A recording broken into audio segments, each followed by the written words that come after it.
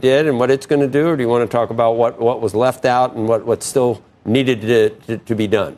Well, I think I'd like to say we achieved historic economic and fiscal reforms, along with the largest investment in border security and national defense. So I think making our country safer, stronger, more prosperous has been achieved in terms of policies and creating the conditions. And I think that will be realized in the months and quarters ahead. I'm very proud of that. Much needed, long overdue. And then you mentioned future budget reconciliation opportunities. I think we stretched that rubber band between the moderates and fiscal hawks quite a bit to get that bill through and have record spending reductions at $1.5 trillion. That's twice as much as we've ever cut in spending. Yep. Is there more meat on the bone in terms of fiscal reforms? You bet. As budget chairman, I can tell you there's never enough for me, especially with $2 trillion annual deficits and a $36 trillion would it be more debt hole. That's the thing. Would it be more spending cuts? More? Because you remember, I know you saw Senator Johnson just hammering the point that we're so far above what we were spending pre-pandemic. Yeah. Even though there's no pandemic anymore. He wanted to go line by line. Yes. And Mike Johnson, the speaker, said, look, I'd like to do that too, but here's my card. Here's the hand that I have. Here's the hand that you have in the House. Here's the hand in the Senate. We're not going to do it.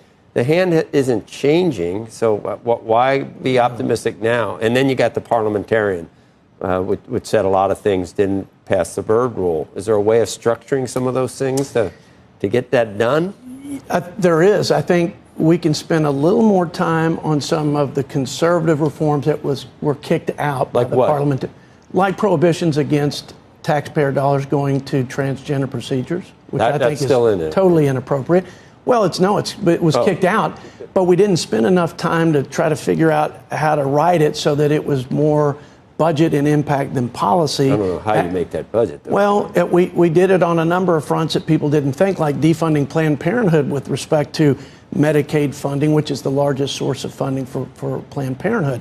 So I think there's a way to do it. We just didn't spend enough time. Another thing that was kicked out is our ability to enforce the prohibition on states using fungible Medicaid dollars for people here illegally. Right. Those are two that I would put into the sort of conservative reforms. And then there are Medicaid and Medicare non-benefit efficiencies. Medicare, for example, we're paying hospitals more in reimbursement for the same procedures as physician groups on outpatient procedures, same outcomes, usually the same and often the same mid-levels in physicians. And we could save $150 billion by just equalizing payments. There's a number of those non-benefit efficiency reforms, I think, left for us to dig into. Did we maximize that sort of political fault lines within the conference? I think so. We had $1.7 trillion in cuts. The Senate had $1.5. We offset the tax cuts and had no deficit. They had about a $500 billion delta. I think we'll cover that, Joe, just by keeping discretionary spending flat. Trump put a 23% cut on discretionary spending. Right. That's 25% of the budget. In reconciliation, where we were focused on the 75%, the mandatory spending, health care and welfare. If we hold discretionary flat, we just constrain it for 1 year, that's $500 billion in savings over a year. And that's just 1 year of the 4 years of the president's tenure. So we're going to more than offset it. And with growth, we're going to see the debt and deficit to GDP come down, the fiscal health of our country restored, and an opportunity for greater prosperity in the future. So I'm bullish. The CBO will have a heart attack if the deficit comes down. They won't know what to do. But sometimes it's GIGO because they have to do it a certain way, and those are the numbers they come out with. They aren't allowed to assume anything positive from any of this stuff. Well, they were off wildly with record revenue to the Treasury when we cut corporate rates from 36 to 21. Right. We've had record revenue ever since.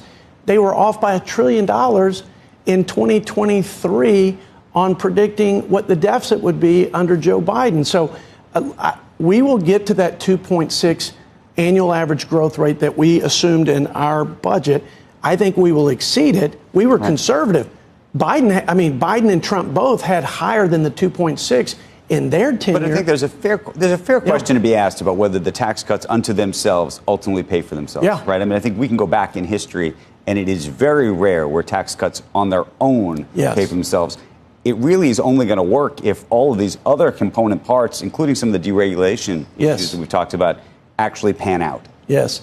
Well, I think we took on Republican orthodoxy. When I say we, deficit hawks and my budget committee members, who for the first time said, we're going to tie spending cuts to tax cuts. And we're not going to suggest that all tax cuts are created equally, that all are pro-growth, and that all pay for themselves. So I would agree with you, which is exactly why we put that provision in the House budget to offset the tax cut cost.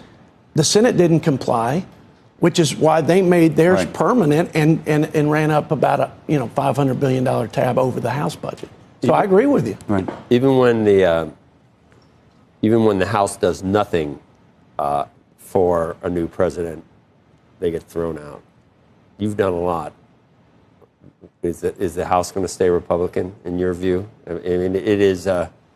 This was a big bill. This is monumental, and you know that it's if depending on what poll you look at, which mainstream media outlet is talking about it, it's supposedly really unpopular.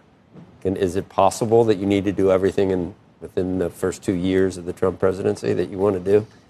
I think in my mentality after 10 years of serving in Congress is you do everything you can. I think we struck a good balance in terms of the fiscal reforms and spending reduction measures. I think the proof's going to be in the pudding, right? We did this in a very aggressive timetable, right? Both the House on Memorial Day and Independence Day to complete the whole project. That gives enough time, Joe, for the reality of the policies to show up in the paychecks and the pocketbooks of our hardworking Americans who got enhanced tax breaks through increased standard deduction, through the no tax on tip breaks, overtime, seniors. Right. The list is... Might have been worth it just to get the 100% expensing for companies that are trying to grow. The 100% expensing is the most pro-growth. Well, can I ask a question about that, though? Yeah. And then I actually have a question about Texas and one of your residents. But you probably know who I'm going to ask about it. On the expensing question, my understanding is it goes back to 2022, so you can actually retroactively expense. Yeah, you can. And so the question is, the only thing I don't understand about that piece is that doesn't spur new spending, right? That's almost just a thank you present for past spending. And that was one I didn't really understand if I was trying to incentivize going forward, because that's effectively, as I said, sort of a very look-backing kind of thing to do. I'm with you. I mean, this is negotiated not for my ideal policies, but for good policies. I agree it should be prospective because we're trying to incentivize the right behavior going forward, which we have done, both with tax relief for working families and those business provisions that we supercharge by making them permanent, especially the expensing, R&D, interest expensing, capital expensing. But no, I don't disagree with that. And then on one of you're probably most hit me with that Texas question. Most famous resident, at least at the moment in your state, beyond our former president, is a guy named Elon Musk, who doesn't like I've heard of that. Who doesn't like any of this, and is all over Twitter or X, I should say. Very frustrated both with what it means to all the work he did on Doge. He's going after the president, constantly now raising the Jeffrey Epstein stuff. I don't know. I'm curious what you make just of all of that, and what do you tell him? I think there's a lot of personal feelings wrapped up in his comments, obviously. I think that's obvious to people. But to give him credit, I think he's been concerned about the fiscal trajectory of our country, the national debt. I think he's right. There's tremendous waste. Joe mentioned the COVID bloat. That's hundreds of billions of dollars that we never right-sized after COVID. By the way, that's on the discretionary side mostly. Right. So that's going to be harder because that's a bipartisan appropriations process as opposed to a unified Republican exercise in reconciliation. But nevertheless, I give him credit. I think since Ronald Reagan, no one has raised the awareness of our fiscal decline and the need to rein it in and restore discipline and responsibility in America's government's balance sheet than Elon Musk. So I think I take the good of what he's done, and I'll let these other personal issues settle in time, which I believe.